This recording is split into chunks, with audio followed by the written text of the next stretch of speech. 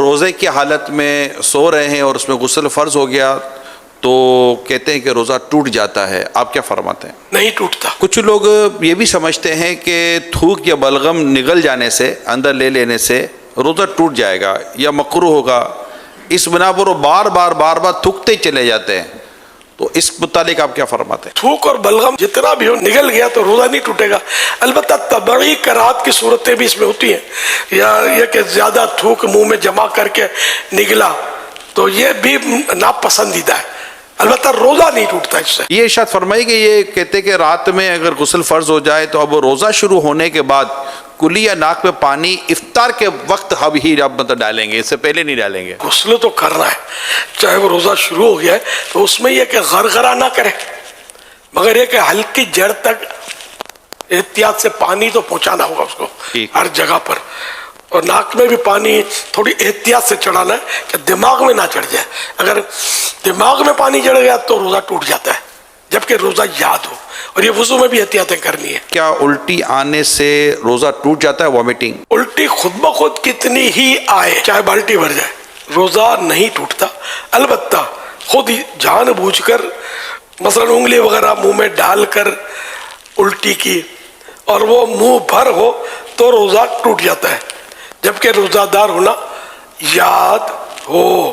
اچھا، منہ بھر کے معنی یہ ہوتے ہیں کہ جیسے اس کو تکلف کے بغیر روک نہ سکے، یوں کر کے روکا تو یہ تکلف ہو نا، اور رک گئی، ورنہ یہ پھاٹک کھلا رہتا تو در کر کے جا رہی تھی، تو اس صورت میں بھی روزہ توڑنے والی ہی یہ قید ہے۔ کہتے کہ حالت روزہ میں مسواک نہیں کرنی چاہیے، آپ کیا فرماتے ہیں؟ غلط فہمی ہے، جس طرح روزے کے علاوہ مسواک سنت ہے اسی طرح روزے میں بھی سنت ہے۔ کوئی اس میں احتیاط ہے؟ احتیاطیں ہیں اس میں کہ بہتر یہ ہے کہ ایسی مسواک استعمال کی جائے جس کا ٹیسٹ اور ریشے، ٹیسٹ یا ریشے منہ میں نہ رہ جائے۔ اگر مسواک چبانے سے ریشے چھوٹے یا مزہ محسوس ہو تو ایسی مسواک روزے میں نہیں کرنا چاہیے۔ اگر روزہ یاد ہوتے ہوئے مسواک چباتے، دانت مانجتے، یعنی مسواک کرتے ہوئے اس کا ریشہ یا کوئی جز یعنی حصہ حلق سے نیچے اتر گیا اور اس کا مزہ حلق میں محسوس ہوا تو روزہ فاسد ہو یعنی ٹوٹ جائے گا۔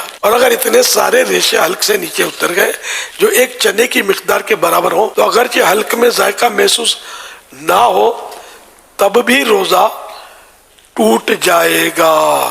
یہ بھی یہ بات آئی ہے کہ جب تک اذان ہوتی رہے سحری اور کھانا پینا جاری رکھا جا سکتا ہے۔ روزے سے اذان کا تعلق نہیں ہے، افطار بھی، اب جہاں مسجدیں نہیں ہیں، آواز ہی نہیں آتی اذان ہوگی تو کیا کریں گے، تو اس لیے وہ ان کا تعلق اذان سے نہیں ہے، اوقات سے، ٹائمنگ سے۔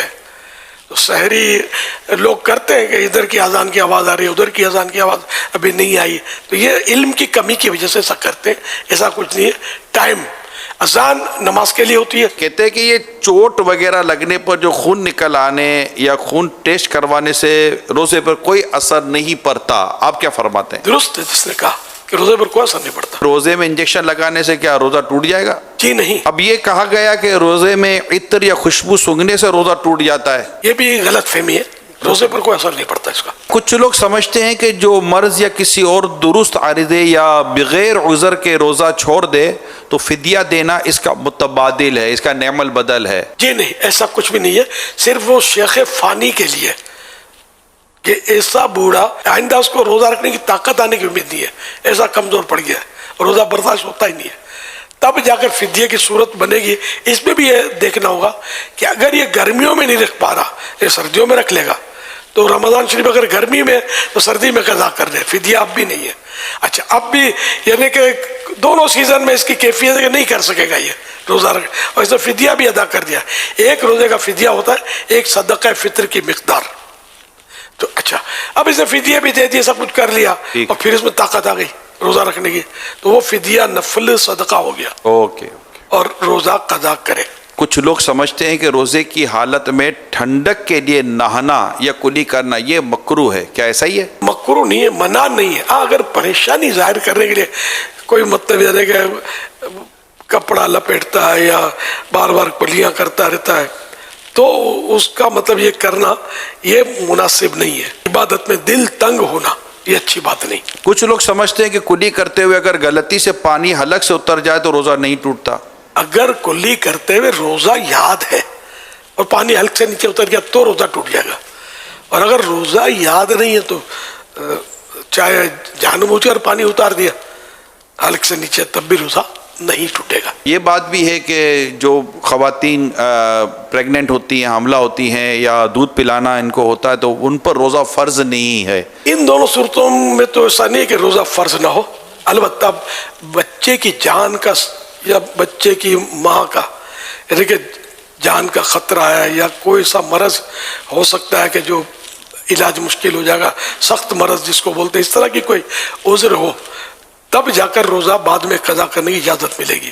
صرف اس کو مطلب یہ کہ حاملہ ہے یا دودھ پلاتی ہے، صرف اس وجہ سے اجازت نہیں ملے گی۔ دودھ میں بھی یہی ہے کہ مطلب اگر وہ دودھ پلائے گی تو وہی جانوں کے خطرے ہیں، اتنی کمزور پڑ جائے گی کہ دم توڑ دے گی، یا بچے کو دودھ نہیں پلائے گی بچہ فوت ہو جائے گا، تب جا کر روزہ چھوڑنے کی اجازت ہے، اور بعد میں قضا پھر بھی فرض ہے۔ اگر خون کی کمی ہے تو ویکنیس ہے، اس کی وجہ سے ویکنیس ہے، تب کیا روزے میں کوئی رعایت ہے؟ اس طرح کے جو بھی امراض ہیں تو اس میں یا تو اپنا تجربہ ہے کہ مرض بڑھ جاتا ہے، یا یہ کہ جان کے لالے پڑ جاتے ہیں، خطرہ کہ جان چلی جائے گی یا عقل چلی جائے گی وغیرہ، ایک تو اپنا تجربہ ہے تو روزہ قضا کرنے کی اجازت ملے گی، یا کوئی خوف خدا والا ڈاکٹر، بعض ڈاکٹر بات میں کہتے ہیں روزہ مت رکھو، لیکن کوئی خوف خدا والا، اللہ اور رسول کی باتوں کو سمجھنے والا، ڈرنے والا، وہ اگر مشورہ دیتا ہے تو پھر اس کے مشورے پر وہ